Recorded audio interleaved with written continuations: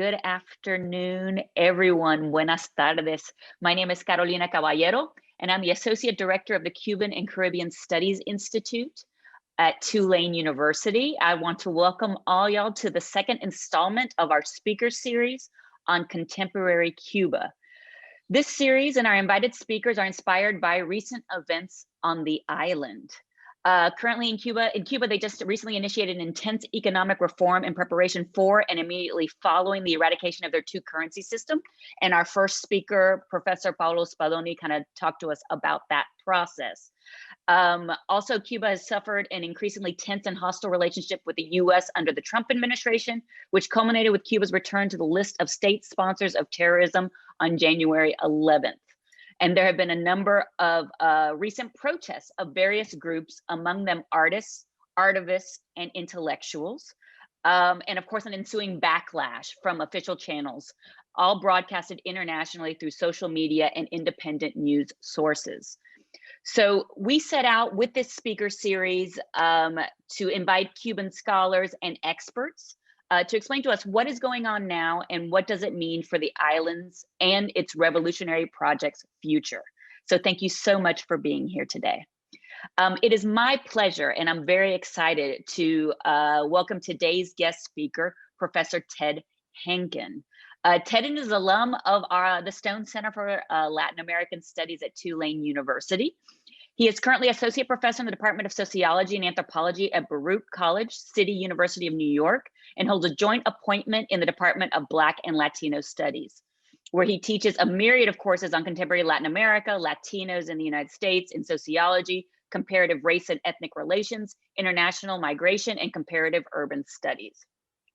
Ted's expertise on Cuba is completely undeniable, and it's evidenced by his research interests, projects, his many publications, his invited lectures at major universities and think tanks all over the United States, his media contributions in major outlets. I mean, name the outlet, and they have interviewed him on Cuba. And all of this is extremely impressive. Just a couple of highlights. He is focused on the social implications of Cuban economic reform and the rise of the private self-employed, or los cuentapropistas, since the sector, in the sector since 1990. To this end, he's published several articles and co-authored a book with Archibald Ritter called Entrepreneurial Cuba, The Changing Policy Landscape. Ted was also president of the Association for the Study of the Cuban Economy between 2012 and 2014. Ted has also promoted scholarly engagement with the island and has been instrumental in building bridges of academic exchange in collaboration with students, Cuban scholars, public intellectuals, and independent civil society activists. And the reason Ted is here today is research, his vast research on the political and socioeconomic impact of the increased internet access and social media use in Cuba over the last 20 years. So this brings us, as I said, to our talk today. And much of it will spring not only from Ted's impressive work on the subject, but also on his role as both editor and contributor to the forthcoming volume, and the title of the book volume is Cuba's Digital Revolution, Citizen Innovation and State Policy, which will be published by the University of Florida Press in 2021. And this book contains a series of essays that outline various transformations within this new digital revolution, examining both government-enabled paid public web access, as well as the creative workarounds that Cubans have designed to independently produce, distribute, and access digital content. So Ted's talk today is entitled, Who Will Control Cuba's Digital Revolution? Just kind of a spoiler alert, he has no intention of explicitly answering that question. Instead, he will focus on how widespread internet access and the use of social media has clearly changed the dynamics and the ways power is wielded on the island. So for this talk, Ted and I decided that the best format would be kind of a conversation between the two of us. So the idea is for us to talk for about 30 or between 30 and 40 minutes, and then we will open the floor for questions. The Q&A will most likely be that I will take 2 or 3 questions at a time and allow Ted to answer them. But in the process, if you are feeling so inspired, please, if something comes up and you want to answer a question, please put it in the chat as well, and we can entertain those as well towards the end of the talk. And please be advised that we will be recording this talk to post to the Stone Center of Latin American Studies YouTube page at a later date. So welcome, Ted. Thank you so much for being here. Well, it's really an honor and a great pleasure to at least virtually be in New Orleans. The only bad part of this talk, of course, is that I'm not there with you in the Big Easy, one of my favorite cities in the whole entire world. And the time I spent there and at the Stone Center was really formative, both intellectually and just in terms of who I am. So I owe a great debt of gratitude to the Stone Center, and also, the professors and the friends many of whom I see their, beautiful faces here with us today. So it's great to be back. I promise to actually visit you in person when it's safe. I do have plans to go to Florida, to Pensacola, my hometown, this summer. So I'll probably make a day trip with my family over. So we'll get together for some lagniappe. Yeah, that'd be great. So yes, so great. So let's dig in. I'm ready to try to swing at some of the balls you pitch at me, and just let me say that this work is a collective enterprise over the last 3 or 4 years, together with Sarah Garcia Santamaria, who is based in Valencia. And as you can see on the cover of the book, we have a kind of this digital readout of kind of coded of the author names, but we had 16 different people from really all over the world take part in this project, 6 of whom are Cuban or Cuban American or Cuban Brazilian or Cuban Mexican, because they kind of live life on the hyphen, as Cubans sometimes do. But we have 2 Brits, we have 2 Yumas, myself and Larry Press. We have a friend, a colleague from Paris. We have someone from Norway. So we're really lucky to to include a lot of different takes, all of whom are research based anthropologists, sociologists, people who do media studies, who have done pioneering work in recent years on the island. And so it's really a great pleasure to kind of open the door to a lot of their ideas that aren't always the same or necessarily agree with my analysis. So that's one of the rich and fun things about this volume, is that it's multivocal, and it includes Cubans from different backgrounds, really in a plurality. And you mentioned also Cubans from the island as well, correct? Yes, although I've learned in my many years dealing with Cuba, traveling to Cuba, working with Cubans, that the term "from the island" is a slippery one. Currently on the island, residing on the island. Right, yes, right. Right. There are a number of people who are working on their PhDs in Mexico at the Iberoamericana, but they live, their home is Cuba, but they're getting their PhD abroad. And so, the being on the island, but being kind of developing a career that's transnational is really a good kind of symbol for the book and the theme of the book. Because one of the things that I've discovered researching this book and putting it together, but then also my current project that I'm working on as a kind of an extension of this, is really trying to tell the history and development of independent journalism that has become now independent digital journalism in Cuba.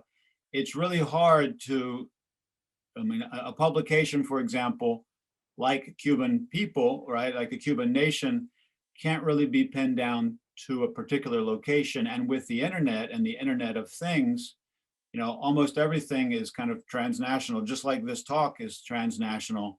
So, a publication could be about Cuba, but it could have its authors, many of whom reside on the island, but the hosting of the site is in Madrid. The readers are maybe majority in Miami. And so this is reflective of the people who worked on this book, especially the Cubans who, who have been forced by circumstances to kind of be prematurely transnational before it became kind of cool to be transnational. And so that's reflected in the authorship of the book. So I'm going to go ahead and I want to ask you a little bit about what you contributed to this book, because you edited the volume, wrote the introduction, and you contributed an article to the journalism section. And the name of the article is From Generación Y to 14 y Medio, Beyond the Blog on Cuba's Digital Frontier. And in it, you are basically summarizing the indie media pioneer Yoani Sanchez and her famous blog Generación Y, and the evolution to her news daily 14 y Medio, which is an example of this independent digital journalism that you're talking about.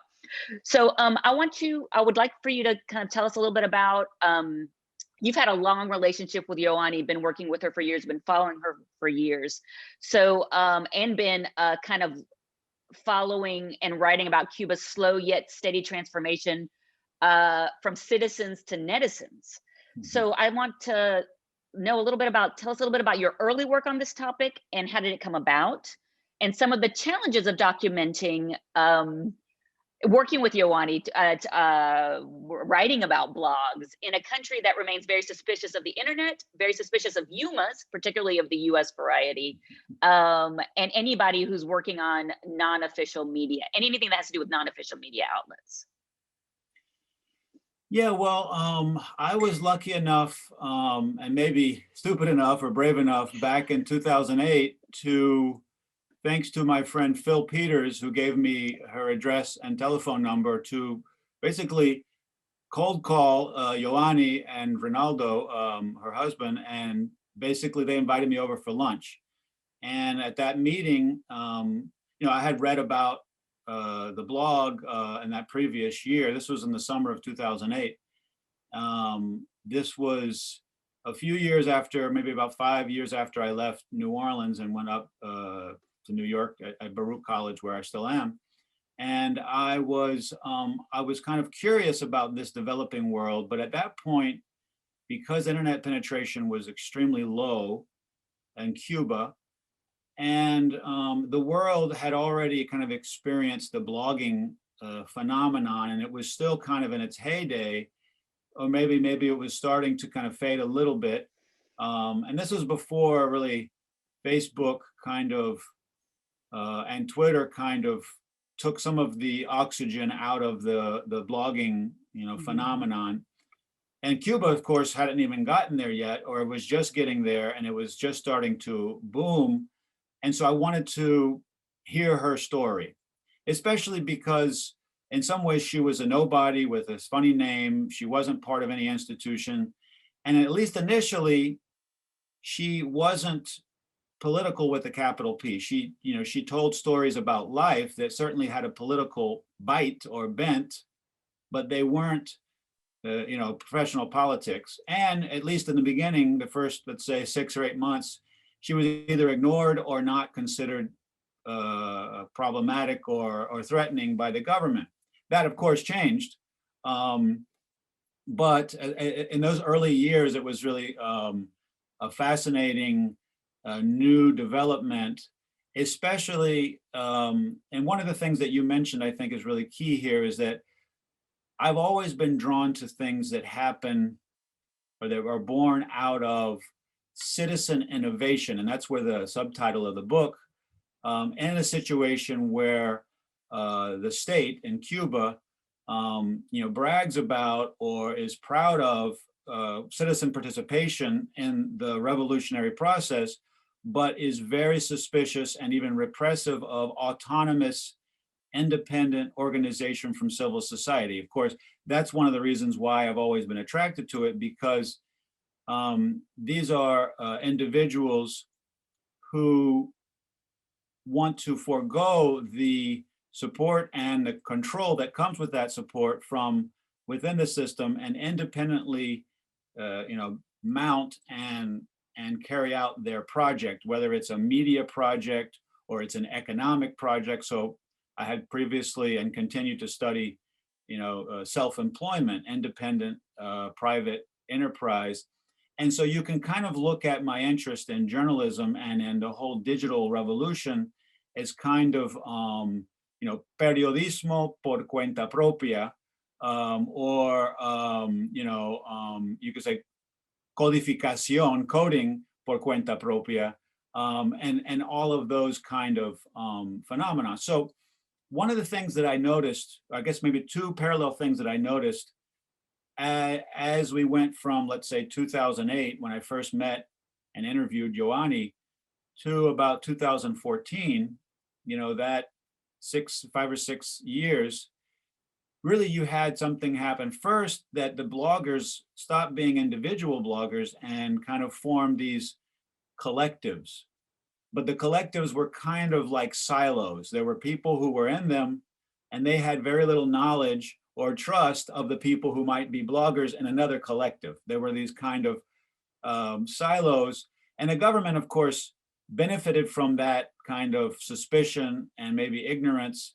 And also, I think, sowed that so that there would be less trust, because if all of those bloggers found that they had something in common, which was that they were independent and didn't have the party filter, then they would be more of a challenge to the media, hegemony of the government, which is exactly what ended up happening. Eventually, by 2014, Ioanni basically transformed with her team her blog, which still exists, but is kind of a footnote now, to the more professional daily digital newspaper, 14 y Medio. But what was fascinating to me, and this is where kind of my research arc has gone, and this is part of the reason why I wanted to do this book as a collective effort, because these other people had been paying attention to things that I hadn't during those years, is that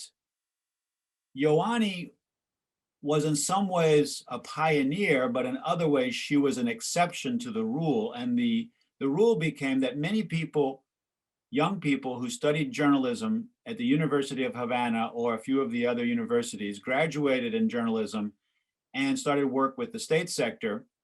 Many of these people became frustrated. When you become frustrated in your profession in Cuba, you can quit, do something else. I don't know, open a bed and breakfast, open a paladar, or you can leave, go into exile. But these young people, many of them at least tried and are trying to launch an independent media outlets. But what was different about them is that they had been inside the beast, you could say. They had worked for, been trained by, been educated to be journalists in Cuba with the official press, and they had decided to jump the shark, and go independent. They, by and large, didn't intend by doing this to become dissidents. And if you talk to many of them, they still don't consider themselves dissidents, but the government has certainly decided that almost all of them and their sites are subversive and has attacked them. There's a great lyric from a song by the Gorky Aguila, the group Porno para Ricardo. The lyric isn't pornographic, but the group is. The lyric is, I think someone might be able to help me with this if I get it wrong. No me gusta la política, pero la política le gusta a mí. Right? I don't like politics, but politics likes me, right? And so I think one of the things that happened with many of these indie journalists that had started life and careers as official journalists, or at least journalists with the official media, is that they weren't trying to be political. They were just trying to fulfill their ethical, professional goals as journalists. Of course, politics came knocking because that independent, autonomous stance is political, right? And has provoked defamation and repression, and has driven some of these young pioneering independent digital journalists into a kind of, I wouldn't call it exile anymore, although for some they might call it exile, but it's kind of a forced transnationalism, which is certainly lamentable, but it also dovetails with the reality of the internet. And so many of them continue to run their sites, even if they spend a large portion of their waking hours as non-Cuban residents, right? They can do so from Mexico or Miami or New York or Madrid, probably even better than they can do it in Cuba, although they of course need a foot and part of their team to be in Cuba to really get the pulse. And so, so the impact of internet on the journalism we already discussed. So, and let's talk a little bit about these. And you were mentioning this right now. So these sites, like Ioanni's site is, and you talk about this in your article, right? It is, where is it hosted? Where are a lot of these sites hosted? And well, first of all, how many, do you have a number about how many of these independent newspapers or media sites, about how many are there? Well, I would say that ones that I follow, pay attention to, I would say there's about 15. But that could be rounded up to 30 or 40, depending on where you draw the line. So for example, I'm mostly interested in sites that do what you might call hard news. Sometimes you could call it political news, but there's a lot of sites that do fashion, sports, farandula, entertainment. Probably the most important and most popular digital magazine that's independent in Cuba is called Vistar, and they stay far, far away from politics unless Fidel Castro happens to die, and then they put out a special issue honoring him, very strategically. But mostly they talk about dance and music, fashion, but I haven't spent a whole lot of time focusing on them. I focused on sites like El Estornudo, which I kind of think of as the New Yorker of Cuba, or Periodismo de Barrio, or El Toque. But there's also many others. A las Tensas is another one, and then of course there's Tremenda Nota, which focuses on minority communities, LGBT, Afro, feminist issues. And then there's a host of what I call sites that I used to call them kind of the digital diaspora, because they were based abroad and run from abroad. But as we kind of talked about in preparation for today's talk, the idea of a Cuban media site being run from abroad has lost a lot of its meaning. There used to be among the bloggers a bit of pride in saying, yo soy bloguero desde Cuba, desde adentro, right? Because we know that that is a much more of a struggle, and you're there living the life. And so your reporting is in your blogging, and it's more authentic because it's part of a day in the life. But that distinction has lost some of its meaning over the years, both because people are more transnational, both in terms of movement and in communications, given the greater facility Cubans have for travel, but also given the access to the internet has allowed them to be in more places, in multiple places at one time. I mean, I can literally be getting into the subway, back last year when I used to take the subway, right? And I can be on Facebook Messenger or on WhatsApp, sending messages back and forth to someone in Havana, right? That was unthinkable, 6, 8, 10 years ago, but it has completely transformed this kind of idea of within and without. Of course, the internet has borders, and that's very clear when you travel to a place that has different laws, different connectivity, different economic situation, especially a place like Cuba. But increasingly, the transnational reality is melding with this national border reality and creating this hybrid. Well, also, I think what's really interesting is one of the ways that the Cuban government has been able to kind of, they accuse a lot of these people being mercenaries, the receiving money being receiving money from the US government or other foundations, from foreigners, and like being trying to delegitimize anything they say using that. But as you mentioned in your article, 14 y medio actually is a subscription, and they've gone out of their way to try to make it like this kind of community-based or individual-based support Yeah, right. to not fall into that trap. Yeah, ironically, I mean, if you get to the end of my article in the book, you'll find that they actually took a page out of the Guardian's playbook, right? Now, most people probably wouldn't associate the Guardian and 14 y medio, but in terms of how they figured out what their business model is going to be, they had to create new and innovative, and this is true for anyone, anywhere with, with the crisis in the traditional business model of journalism. Given the rise of digital media, the internet, and the power of companies like Facebook and Google that run everyone's content without paying for it, right?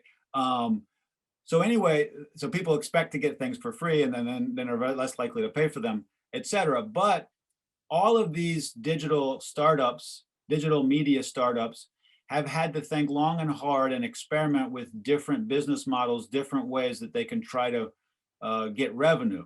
One of them is a subscription model, and 14 y medio has that. Other people look for grants. Some use advertising, right? They also have had to research very long and hard to figure out distribution models, especially in a place like Cuba. Now, that's changed radically in the last 2 years since the introduction of 3G mobile internet access. And that's actually been a Pandora's box, I think, for the government. The government is making money hand over fist because it has a monopoly. But by opening up that box and allowing people to get access, suddenly there's a mass audience for this independent journalism. And ironically, over the past 3 months, following the San Isidro and November 27th movements and the kind of government backlash from that, and then the repression, they unleashed a wave that's still breaking every night on national Cuban television of defamation and accusations against independent media, journalists and sites. But ironically, that has really been an advertisement for those very sites, and they've seen their readership, especially within Cuba, and I've talked to some of the people who run these sites, their Cuban readership is now rivaling that readership they have in a place like Miami or Madrid, partly because of the opening of the Pandora's box of 3G, but then partly because the government's telling you what the sites are called, and you can look them up on your cell phone. So it's kind of an ironic backlash, or maybe a silver lining in the cloud of repression that we've seen intensify over the last 3 months. Well, yeah, I wanted to ask you about that as well. You recently published an op-ed in the Sun Sentinel where you address the series of recent protests in the last few months, and actually in the last 2 years. And you call them, and I quote, inventive cyber denunciations of the government. And you already mentioned the kind of switch to 3G, which has precipitated this. But I also want to talk a little bit about the social media, how that's been used by these archivists, and also have these events made a political impact, or will they make a political impact? Particularly if you want to talk a little about the Movimiento de San Isidro and the N27, particularly that one, right? Because that one is still very much on everyone's mind. Yeah, well, I think what's happened since December of 2018 is that I would average it out to maybe every 2 months, but it's kind of increasing in speed. So we've had 4 in the last 3 months, but I would say on average every 2 months, there is another digitally convened movement or protest. Sometimes they are less confrontational, more anodyne, like animalistas, people who are demanding rights for their pets or for animals in Cuba. Other times they are, they are clearly challenging the government. For example, there's been long government kind of control over the LGBT community and movement, and it has to be kind of sanctioned by the official, kind of official, unofficial spokesperson, Mariela Castro. Well, in 2018, for kind of slippery, unclear reasons, they decided to cancel the state-sponsored, march or celebration of gay pride, even though it wasn't called that. And so independently, independent LGBT activists decided to do their own. And of course, they ran into physical repression and they got shut down, but they actually were able to, via, and it was just 3 or 4 months earlier that people gained access to this.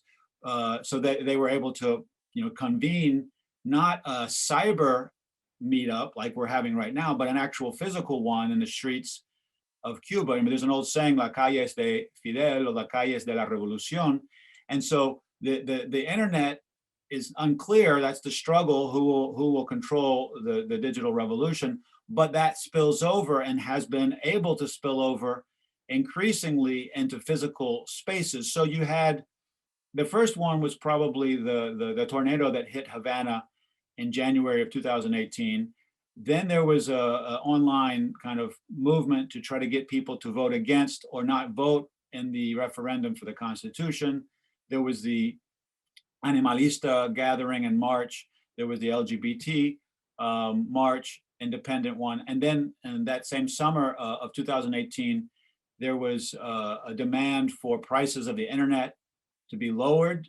And there was a protest against the government's basically shutting down or co-opting the SNet, this kind of local area network that had, kind of sprung up spontaneously, that was very, very apolitical and had actually a long set of rules that people who used it had to follow so that they wouldn't get shut down or be considered enemies of the revolution.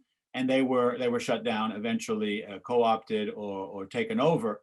And then, of course, this year, those things kind of increased with the backlash against the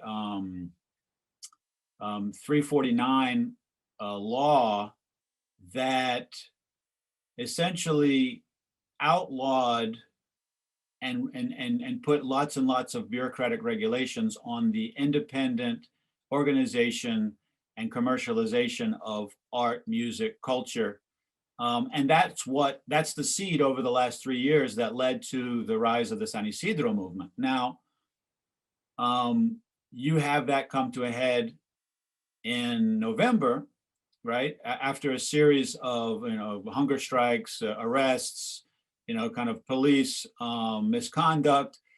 But because people have now, like everywhere else in the world, or almost everywhere else in the world, they have the internet in their pocket.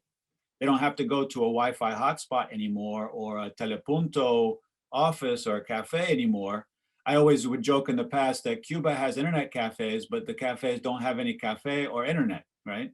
But that's not true anymore, right? Today, people can have the internet in their pocket, and they use WhatsApp in ways that I've never knew that WhatsApp could, they're way ahead because they need to find ways to use things. So they use WhatsApp in ways that we would normally not use it or not need to use it because we have other channels of communication. And so immediately when something happens in one part of Cuba or Havana, people in other parts can know about it through this. Now, of course, the government during those days realized this and strategically shut down parts of the internet, right? So that ability would be hampered.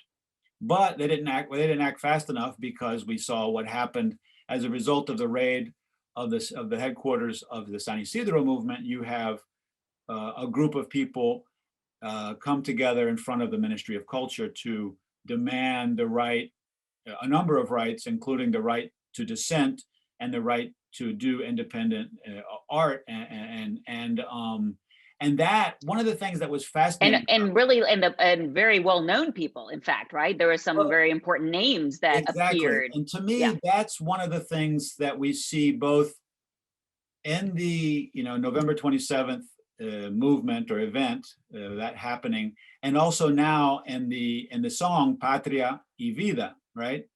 In both cases, what you have is you have the wall that the government has strategically, carefully erected between artists that the government, gives the blessing to, trusts and supports, and those people who are, farsantes. They're not really artists, they're activists, they're malcontents, they like Trump, they are mercenaries, whatever they can throw, what mud they can throw at those people, because they have always insisted on working outside of the system or been forced always to work outside of the system.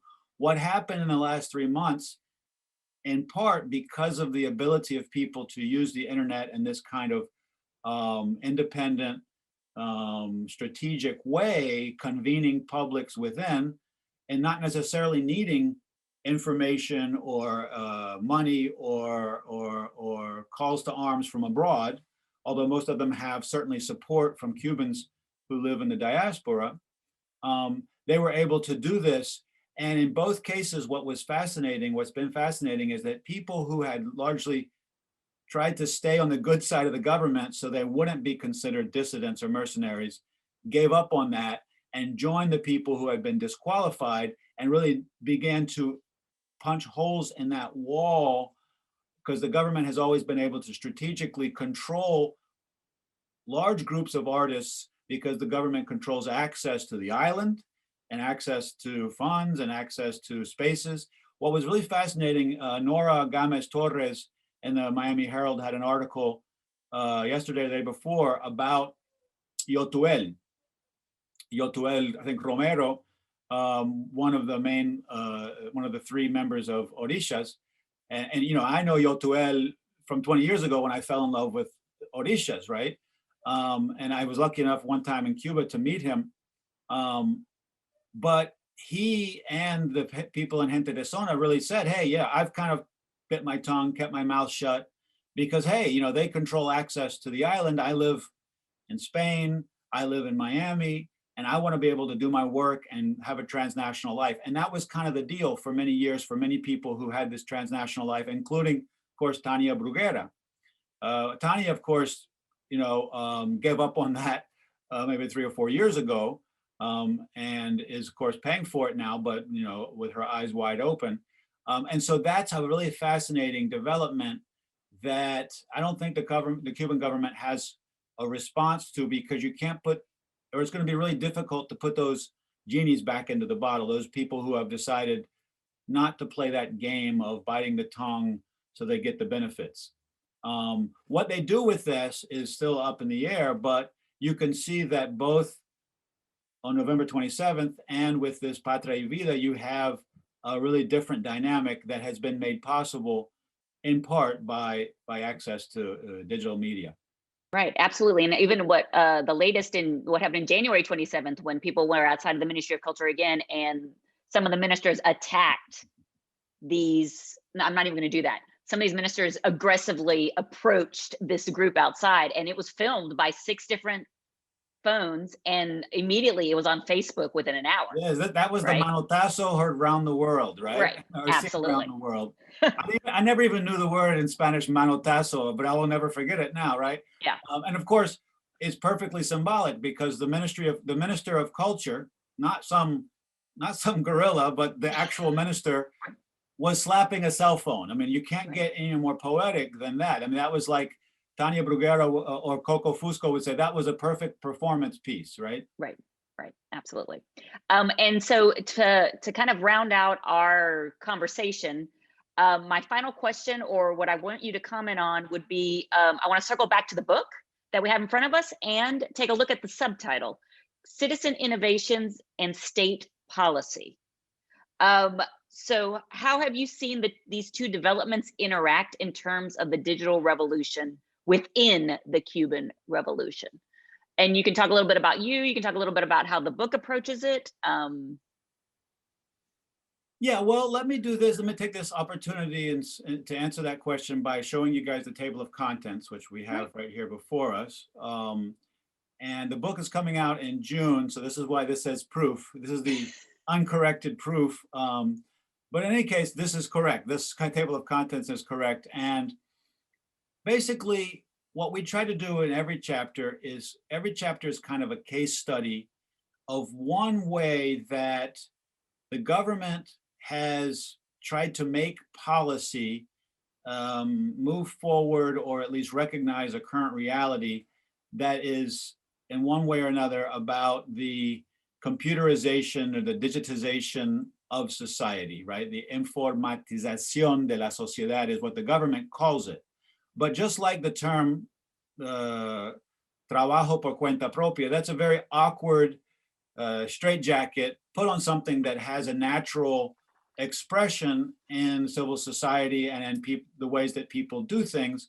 And so we're always looking in these case studies at the state policy, but often we're looking initially at the innovation because usually the citizen innovation would come first. So the first section of the book is about history. Larry Press sets the stage with that, and talks about past, present, and possible futures for the internet. But Idel Lima Sarmiento, a Cuban graduate student in Mexico, does a really good job of saying, hey, this is not always, we often overemphasize the newness of this, right? There's always been this kind of standoff between state and society in Cuban history and in the history of Cuban media. So he looks at the instances throughout Cuban history going back to 1868 of independent media, independent newspapers springing up and challenging the state power or control, either under Spanish rule, under the Republic, or under the Revolution. So those are two examples. And the politics section, most of the authors are looking at what is sometimes referred to as a Leninist conception of the role of the media, which is really the way that the media has been organized. The media is an arm of the state and is designed to really raise the consciousness and instruct the people. It's not understood as a watchdog or an independent entity that holds people in power accountable. And so basically those chapters are looking at that model is no longer sustainable, and therefore you have the rise of these independent digital newspapers and magazines run by graduates of Cuban universities. Geoffrey, Marie Laure Geoffrey, she has a really interesting kind of a warning maybe to Cubans, because Cubans have increasingly looked to the internet and social media and the digital revolution as kind of a safe place or a savior or a way that they can speak truth to power. But she says, hey, wait till you get to where we are in France and the United States and other parts of the world, where we're now starting to think of social media as the problem, not the answer to the problem, because we've had what she calls GAFAM, the Google, Apple, Facebook, Instagram, Microsoft, these kind of corporate behemoths that, for the sake of convenience, for the sake of the price that's free, we give over our data, we give over our idea of truth and news to these companies that aren't really professional journalists and don't have the same, let's say, interests, either economic or maybe ethical. There's a long journalism, there's a journalism section where we really highlight, like you mentioned before, specific case studies. So I look at 14 y medio. There's another chapter that compares El Estornudo with Periodismo de Barrio. There's also our Norwegian participant, Ann Natvig. She actually interviewed journalists who work for or study to become state journalists and looks at their kind of navigation and strategies to try to find autonomy. Sarah Garcia Santamaria does something similar. She actually calls it an ontological rupture. You can leave it up to an academic to use those big words, But the rupture, I think, is a key word. What happens when those young journalism students reach that point of rupture? How do they then continue to be, or can they continue to be journalists, and how so, right? We have a section by our two Brit participants, authors, on business and economy, where they look at, one of the fascinating chapters here is kind of how the Cuban government has tried to sell Cuba as a tech-free destination so people can come and detox. But they actually are using the internet to do that abroad, right? And Cubans would find that, Cubans who live in Cuba would find that quite ironic, of course, because they don't want to go to a place without internet. They want to go to a place with internet, right? So it's ironic. Jennifer Cerns looks at the space or the overlap between cuenta propismo, private business entrepreneurs, and digital media, and how various people are either YouTubers or influencers, are basically building their business model, their individual personal way to make a living on their access to the internet. And so they're willing to pay a lot of money for access to the internet because that's how they make their money. Walfrido Dorta and Paloma Duong wind up the book by looking at culture and society. Dorta highlights, and I think he's here with us. Dorta highlights some of the early e-zines, electronic independent magazines that were founded and that existed in the first decade of this century. That kind of laid the groundwork for what would then later become the blogosphere, and then later the independent digital media sphere. And Paloma has a very original chapter looking at both film, music and fashion, and how kind of Cubans within the island are creating their own independent mediascapes and projects that go beyond the socialist idea or ideal and create something challenging, new, and innovative. So in all of those chapters, you have this state and society balance or juxtaposition, right? So you have the citizen innovation within a changing but still very sclerotic? No, I'm getting that word wrong. Rigid state policy. Great. All right, great. Thank you very much, Ted. And actually, we have some contributors to the volume on the chat that are here with us today. So maybe they'll chime in during the Q&A. So now it's time for Q&A. Ted, if you could do me a favor and stop sharing your screen, and we can get everybody kind of back on. And so let me do one more thing, if I could, before we do the Sure. Q&A. I just want to run through a couple images from the book, because they would be kind of, maybe give people a little taste of what they'll get when they buy their copy. Okay, great. Right, and there is a discounted rate. There is a discounted rate. We're going to email everybody. For some reason, we can't, on the chat right now, we're not able to upload a PDF, but we'll send everybody who signed up for the event the flyer with the link, with the code, yes. So here are a couple images, and I'll try to keep my commentary minimal just so you can see some of what's in the book.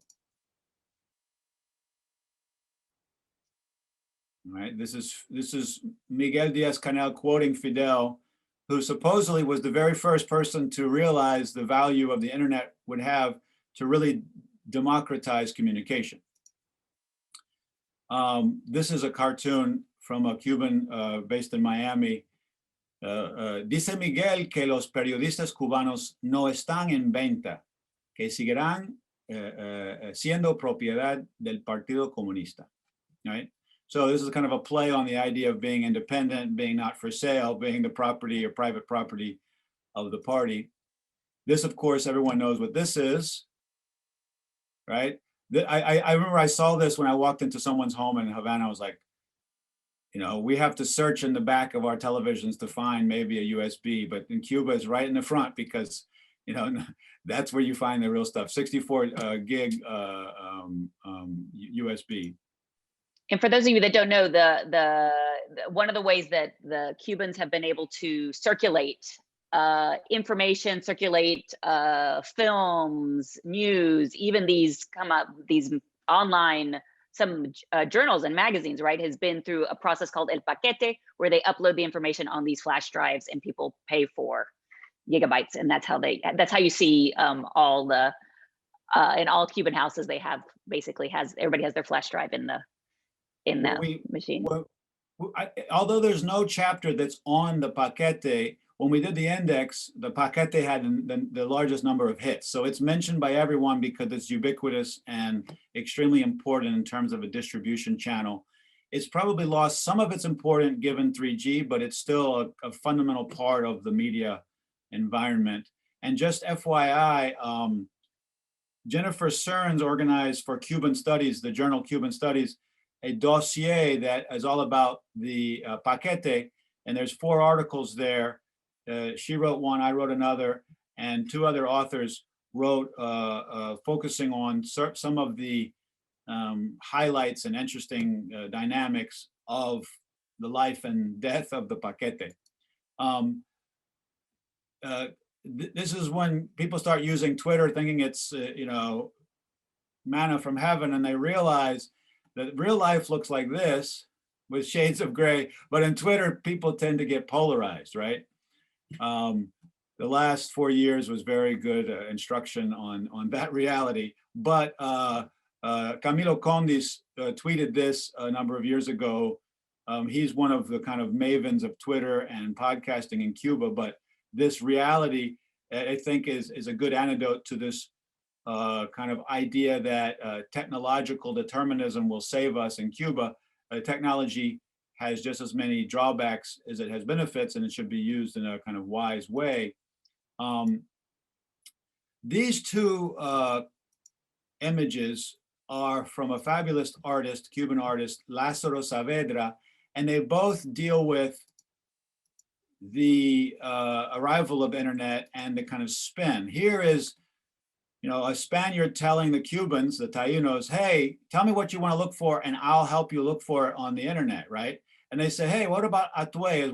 Is what our own history tells us something, is that going to be on the internet? But they have an intermediary, the Spaniard, who's going to spin that history for them. So this is a really great, smart cartoon that looks at the kind of technological sovereignty issue. This one, however, looks at the demagoguery exercised by the government. El internet es mierda. A ver, que levante la mano el que quiere tener internet.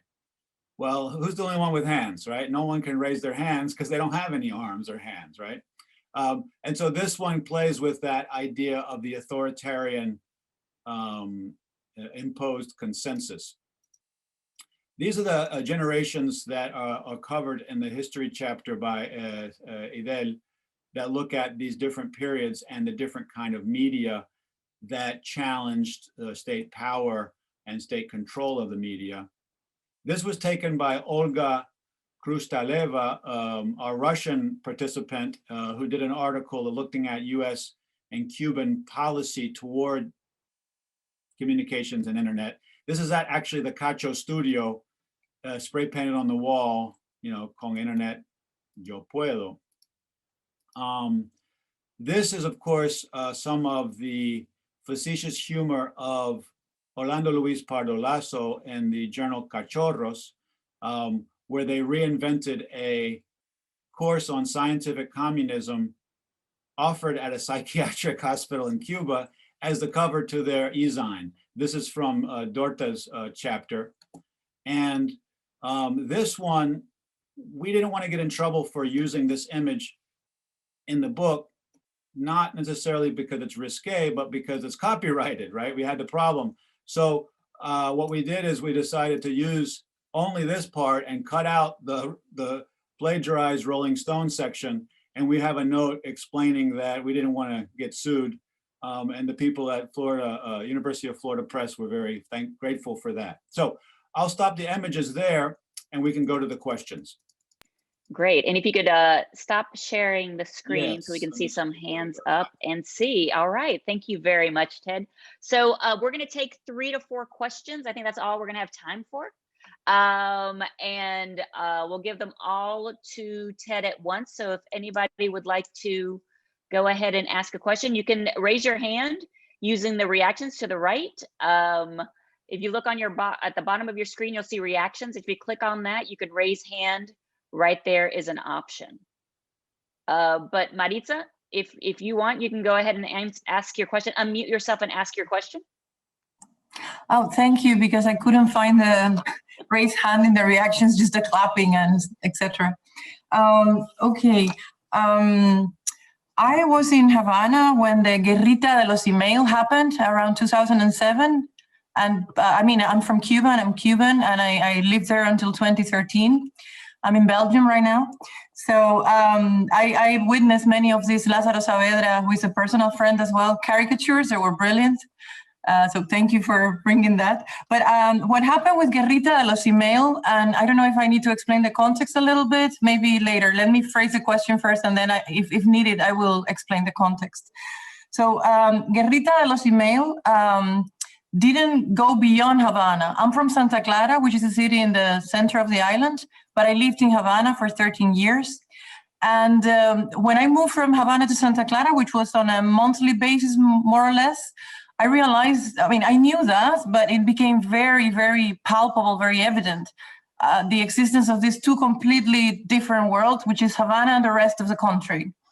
Me being Guajira, being from Santa Clara, I knew that, but it became very obvious that Guerrita de los Email did not transcend, did not go beyond the realm of the Havana intelligentsia. So I went back to Cuba in 2019 to do some field work, and 2018 actually, and I witnessed the inception of mobile data. And I witnessed the whole the wave of memes, which was like for me the first noticeable thing in the use of internet in terms of expression. But I wonder if, because then I came back, so I don't know how that has evolved, whether this new use of social media has made this divide between Havana and the rest of the country any less rigid. And I have the impression that it hasn't, that still the 20th of November events, the San Isidro events and everything else stays pretty much in Havana. But the question is about, the Havana, rest of the country divide, if any of the articles in the book, or if Mr. Henken himself has heard of or witnessed this divide becoming softer or more porous. Okay. All right, Maritza, that's a great question, Maritza. Very good. If the digital revolution has actually made it beyond Havana, which is a very good question. Great. Anybody else have a question for Ted?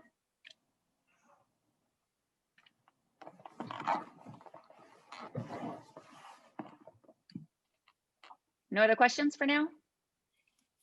Let me dive in with that one then. Yeah. Because that's actually a really perceptive question. So in 2007, most of you probably know the details, but 2007, the government tried to rehabilitate some infamous cultural commissars from the 70s, late 60s, early 70s, and put them on television to celebrate their impronta on Cuban culture. And Cuban artists and writers reacted with fury and started this email chain that became known as La Guerrita de los Emilios, or those emails. And exactly as Maritza described, this was something that's, the impact of it was localized and elitized, meaning it was only among elites, partly because they knew about it, but partly because they were elite, they had the CU email address. Most Cubans in 2007 didn't even have access to email, much less internet. And so this was, but what was fascinating about that is that in some ways was the foot inside of the door to everything that came after. You could probably, write a history between the 2007 event of that Guerra de los Emails and the November 27th event in terms of their importance of pushing back and standing up and speaking, truth to power in the cultural sphere. However, there was a big debate in that first debate about the participation of Cuban artists who lived abroad.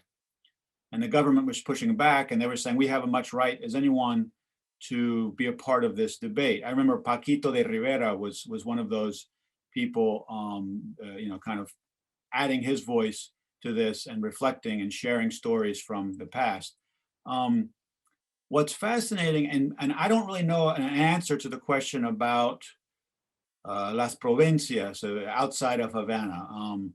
But what I do or have observed is what a big change now is that these debates now happen on Facebook, they happen on response chains, they happen on Twitter. Because of the access to social media is so much broader and there's so many more platforms, there is this multivocal conversation, and the conversation is definitely transnational.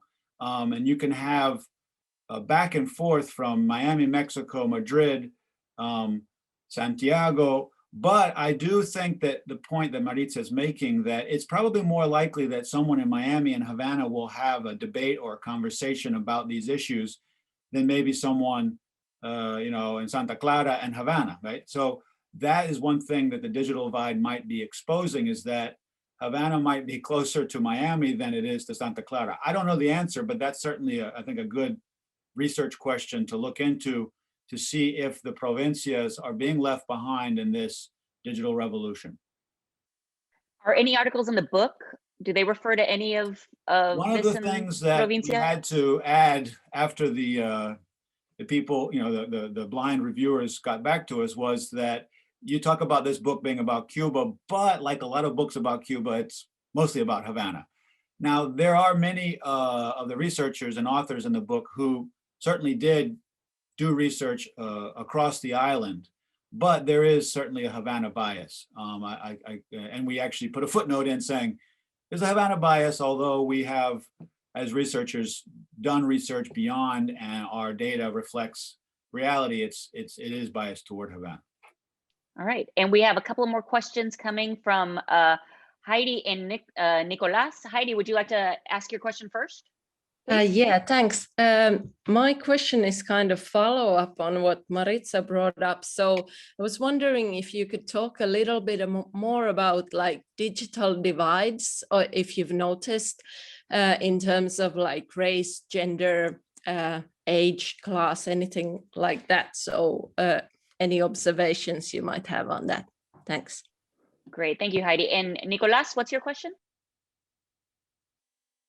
Hi, thank you. Hey, Ted. I guess my question is, a lot of us interact with different people from Cuba, including dissidents from Cuba that you see posting all the time on Twitter, just openly.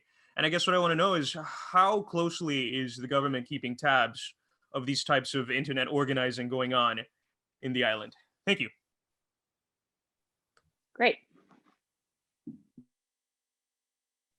All right, I'll try to answer those two, and I don't have golden answers to those. I mean, first thing a good researcher admits is when they don't know something, they say they don't know something, right? So I don't know the answers to those. I think they're actually really important, and they are questions that intrigue and make me wonder or guess or imagine.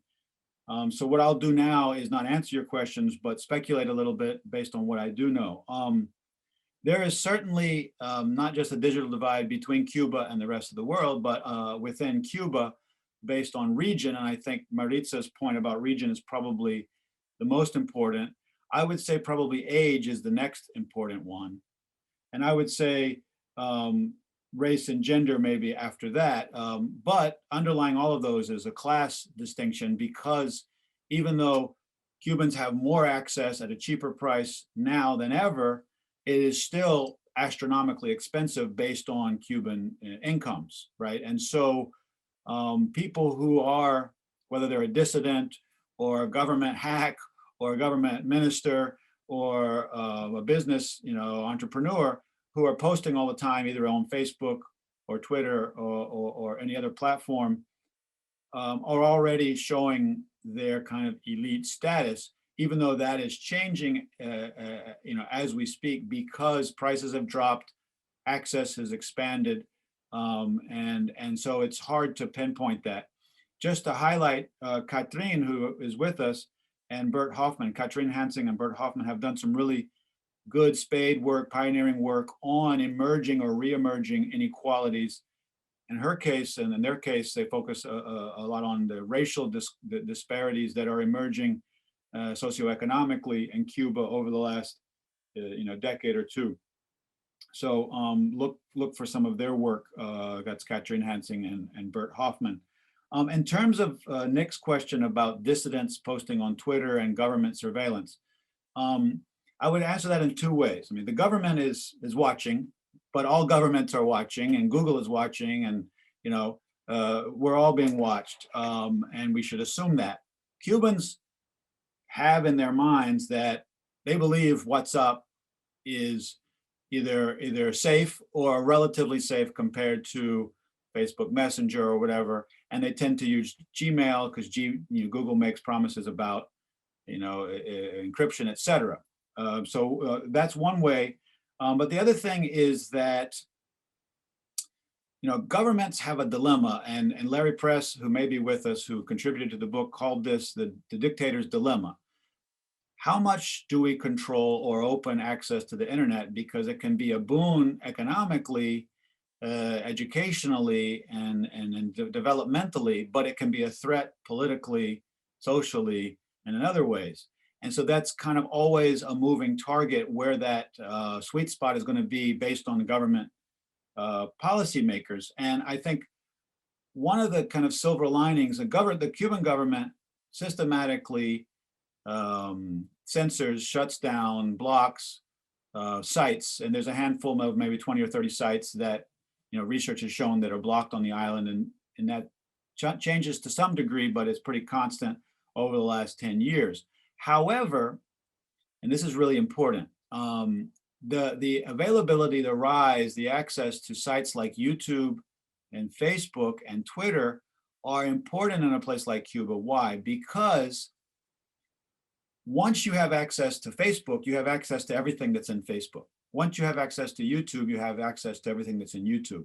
And so the government has a really high cost if it's going to shut those down. So a lot of the independent sites, they have a mirror site or they have a presence on Facebook, and they produce videos for YouTube, because even though their site might be blocked, everybody who has access to YouTube or Facebook can go there and get access to their material. Now, they have other distribution strategies that also try to circumvent surveillance and censorship, but I think YouTube and Facebook are huge game changers. And this is nothing particular to Cuba. This is a strategy that you find in a lot of authoritarian, repressive regimes, dictatorships, where there's censorship and control.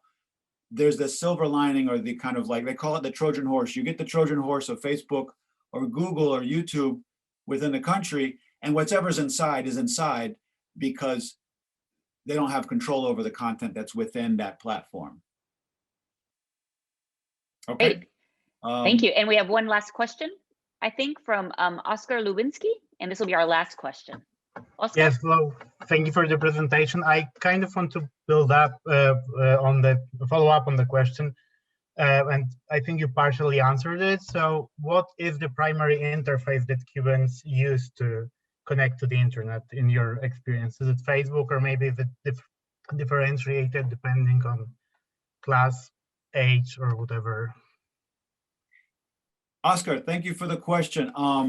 The first thing to say is that there's only one service provider in Cuba. That's the TEXA, the monopoly government provider, and then within that, in terms of sites where people go, Cuba has had the same experience with a lot of other countries, where many people understand the internet to be Facebook, because that is the A, B, C, and XYZ of their experience. That is, statistics reflect that to be true, that Facebook was and is dominant, but there has been some change over the years in the number 2, 3, 4, and 5 in terms of sites that people go to. YouTube took off after Google met with the government and was able to get its servers physically present in Cuba, and that made that access much quicker and much easier for Cubans. I think that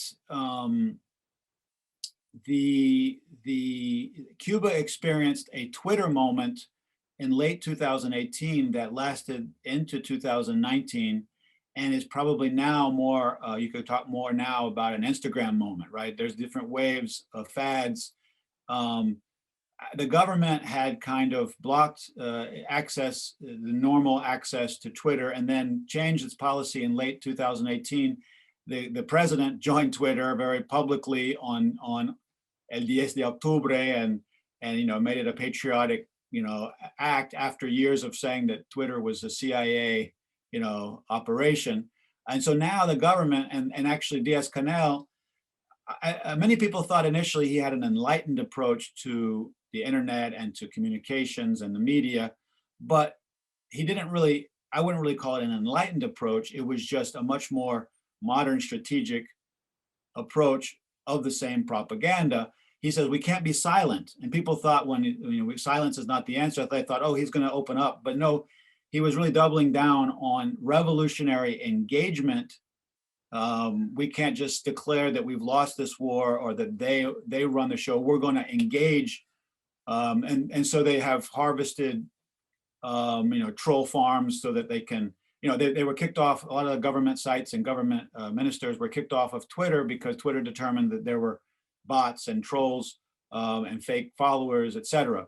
The things that they had been accusing Ioannis Sanchez of for years, right? So, so they're learning maybe from the Chinese some of the tricks of what was called in China the 50-cent army. You pay someone 50 cents and they'll post blogs or tweets or comments that support the government. But they've also become expert at developing the thing that the Cubans call ciberclarias, which are basically trolls, fake profiles that are actually automatically generated by the internet and that are that to show supposedly the government has support.